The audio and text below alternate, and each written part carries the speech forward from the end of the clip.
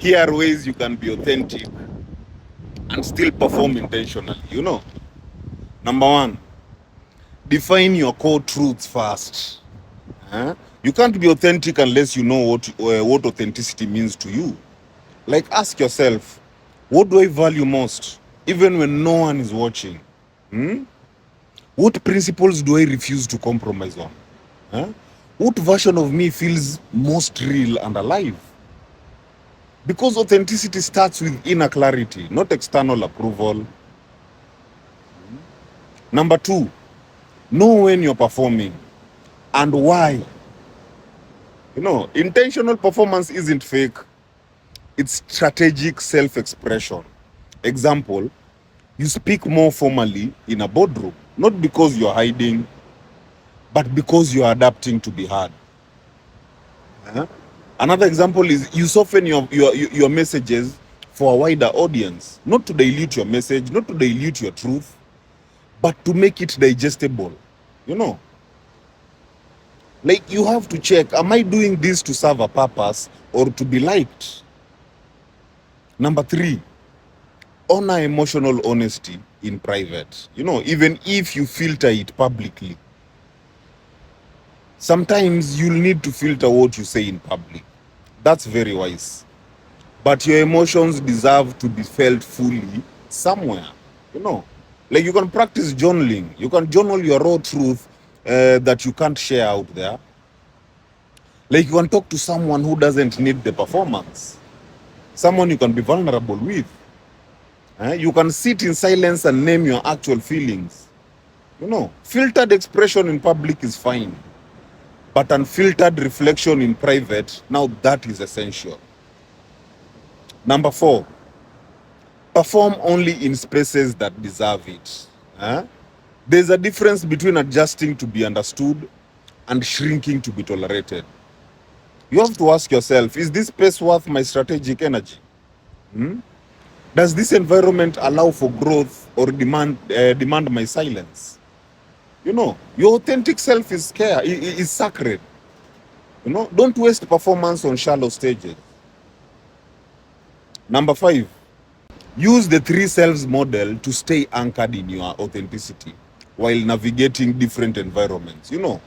Split your identity into your core self, that is your values, your voice, your truth, the non-negotiables.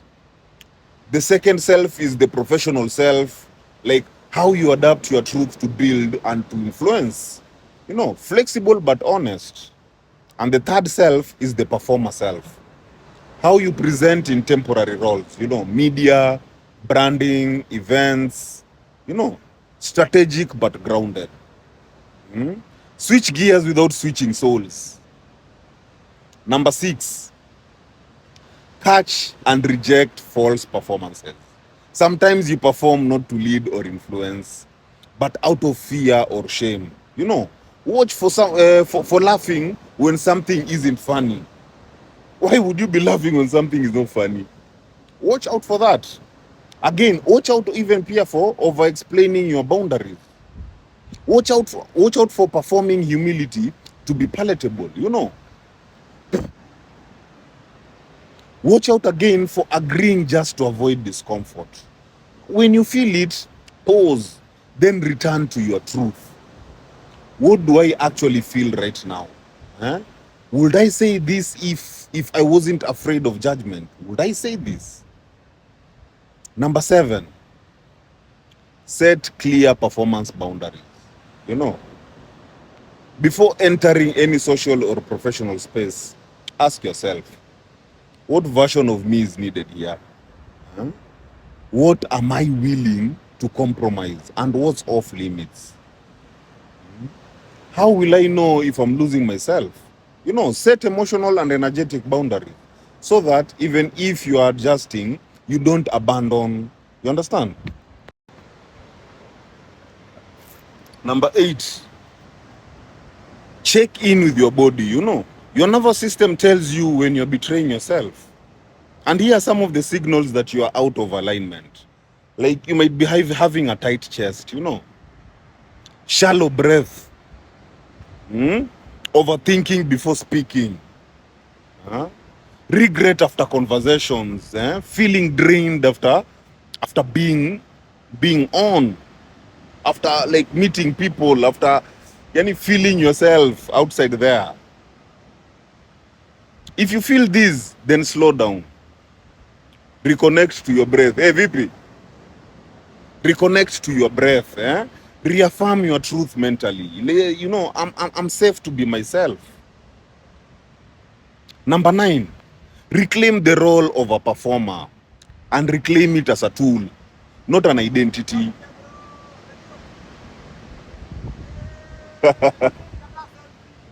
Ngoja nimalize wazi, sawa?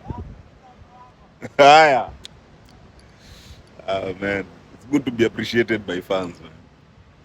Anyway, so where was I? Let me repeat number 9. Number 9 is to reclaim the role of a performer as a tool, not as an identity. You know, performing is not fake when it serves the truth. You know, artists do it, teachers do it, leaders do it. The danger is when you become the role and forget the soul behind it. You know, and here's a tip. After high performance, you know, things like public speaking, social media, like presentation, you know, do a decompression ritual. Sit in silence, remove the mask, literally or even metaphorically. Speak or write as your most unfiltered self. Number 10, let growth guide the performance. If the performance is helping you evolve, then it's sacred.